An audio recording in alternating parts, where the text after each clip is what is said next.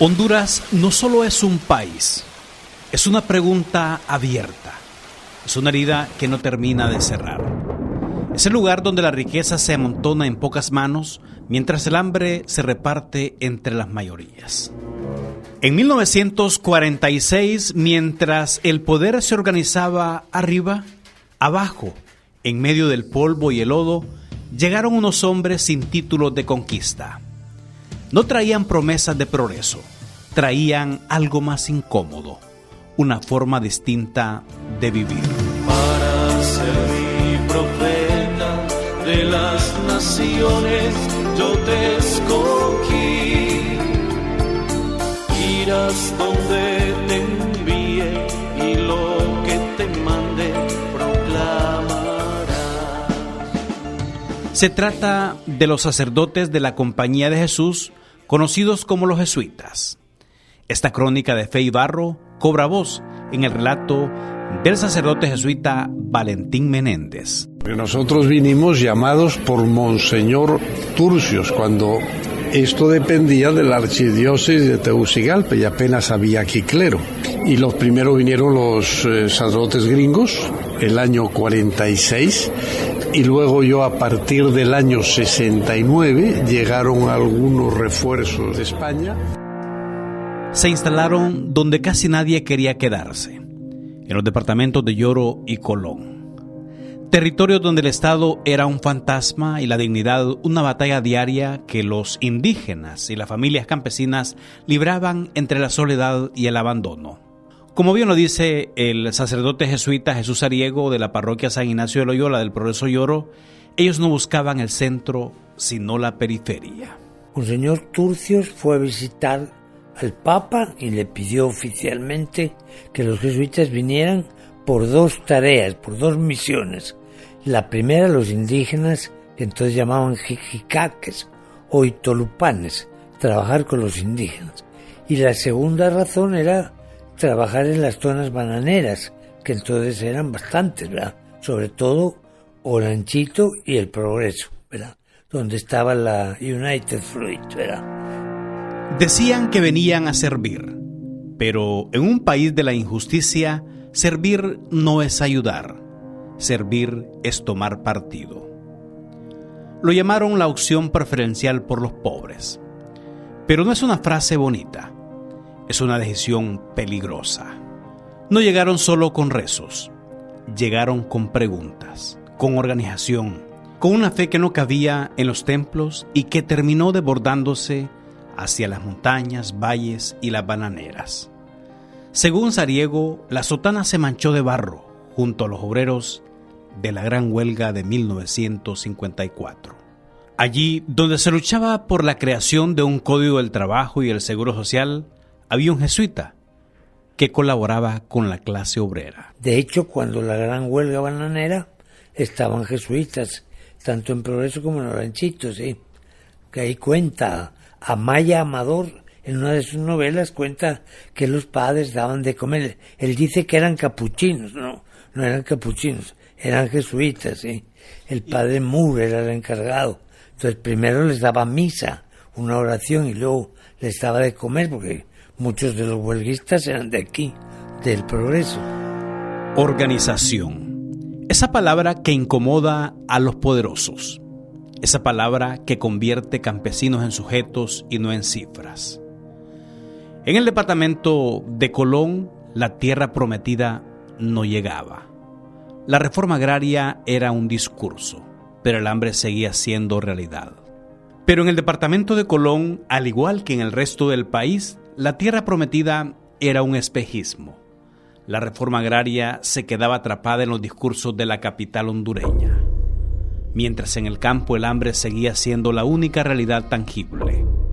En ese vacío de justicia apareció una figura que todavía hoy incomoda al silencio oficial, James Guadalupe Carney.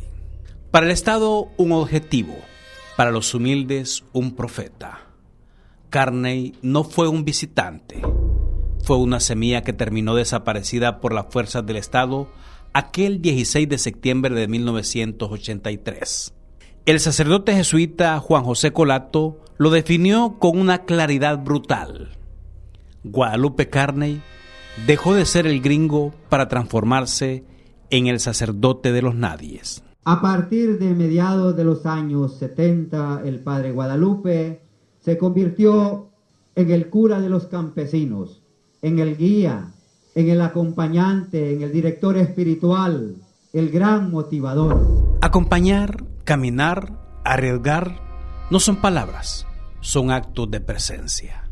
Porque en tierras hondureñas no hay evangelio que sea creíble si el campesino o la campesina que reza no tiene un pedazo de tierra donde caerse muerto o donde sembrar la vida. El pueblo unido jamás será vencido. Pero la misión necesitaba algo más. Una voz que no pudiera ser silenciada por la distancia ni por la censura.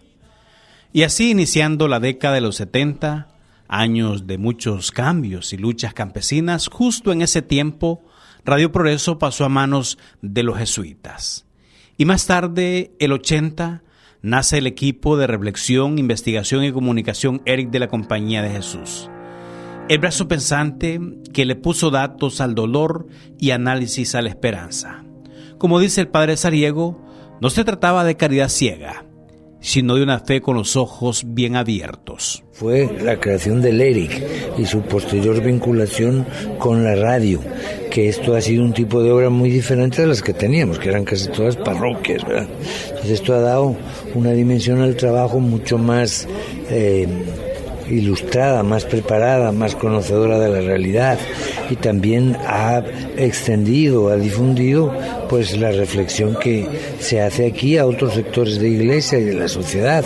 Creo que eso ha permitido también que el pensamiento jesuita y cristiano, pues que los jesuitas transmitimos, haya llegado a muchas organizaciones y grupos. La misión de estar con los más humildes y las más humildes se multiplicó en 1000 rostros.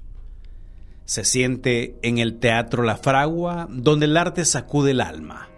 Se vive en las aulas del Instituto San José. Y late en Fe y Alegría, esa obra que llega justo ahí, donde termina el asfalto y empieza el olvido.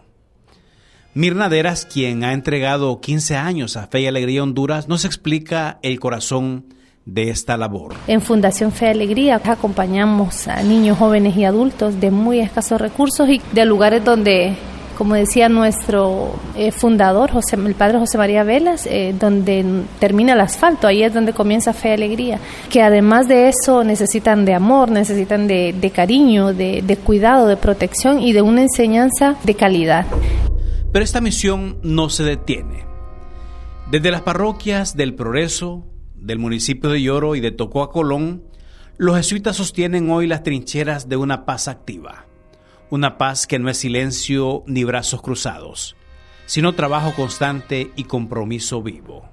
Sin embargo, esta historia no la escriben solo quienes visten sotana. Se escribe en la piel de quienes fueron transformados por su camino. Mirna Deras es testigo fiel de esta huella, porque ella no solo trabaja ahí, ella es fruto de esa siembra. La presencia jesuita en mi vida ha sido enorme, ha sido fascinante. Desde pequeña pues cambió mi manera de pensar, ¿verdad? Es la manera de creer en un Dios vivo, en un Dios que está con nosotros, que está en el prójimo, que acompaña. Hoy el grito de los empobrecidos y las empobrecidas debe sacudir a la iglesia y recordarnos que nuestra misión está en la calle, está en la periferia y no en el encierro.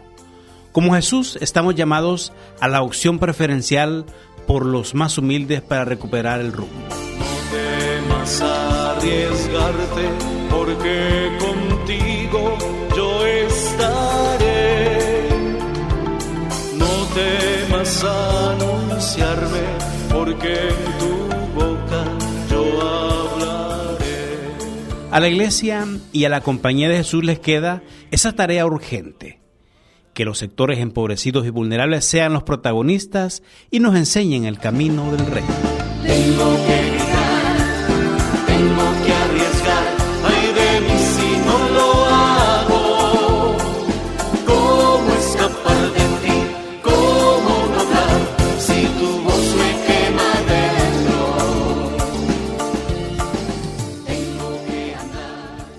la siembra continúa. Gracias por escucharnos en La Semilla del Silencio. Les acompañó Inmer Gerardo Chévez.